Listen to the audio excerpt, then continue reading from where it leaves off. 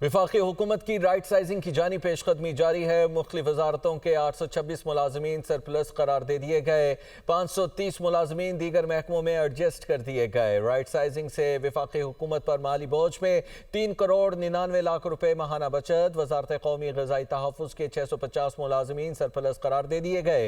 वजारत कौमी गजाई तहफ़्फ़ुज़ के सरप्लस मुलाजमीन से कौमी खजाने पर 6 करोड़ 29 लाख रुपए से जायद माहाना का बोझ था। मजीद क्या तफसीलात है बताने के लिए हरीम जदून हमारे साथ मौजूद हैं। हरीम, आगाह कीजिएगा, राइट साइजिंग के हवाले से पेशकदमी जारी है और मजीद जो मुलाजमीन हैं उनको उनकी लिस्ट बना ली गई है, इंतखाब कर लिया गया है उनका?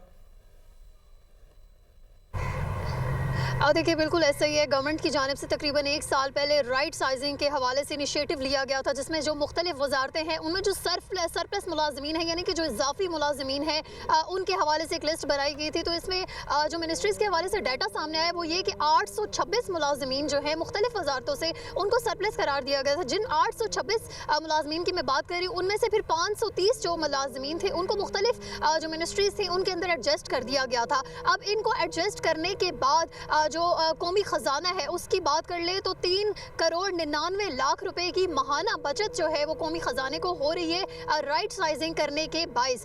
इसमें अगर फूड एंड सिक्योरिटी मिनिस्ट्री की बात कर ले तो सिर्फ फूड एंड सिक्योरिटी की मिनिस्ट्री जो है उसमें 650 मुलाजमीन जो है उनको इजाफी करार दिया गया था। इसी तरह से अगर दीगर मिनिस्ट्रीज़ की बात कर ले तो ह्यूमन राइट्स मिनिस्ट्री में 38 लोगों को सरप्लस करार दिया गया था, IT में 29, जबकि इंटर प्रोविंशियल कोऑर्डिनेशन की जो वजारत है उसमें 7 मुलाजमीन को सरप्लस करार दिया गया था, जबकि कॉमर्स के जो मुलाजमीन है वो तकरीबन उनकी तादाद 45 थी। इसी तरह से कश्मीर और गिलगित बल्तिस्तान की जो वजारत है उसमें से तकरीबन 57 मुलाजमीन जो है उनको सरप्लस करार दिया गया था। उनको सरप्लस करार दे दिया गया था। बहुत शुक्रिया, आप हमें तफसीलात से आगाह कर रही थी।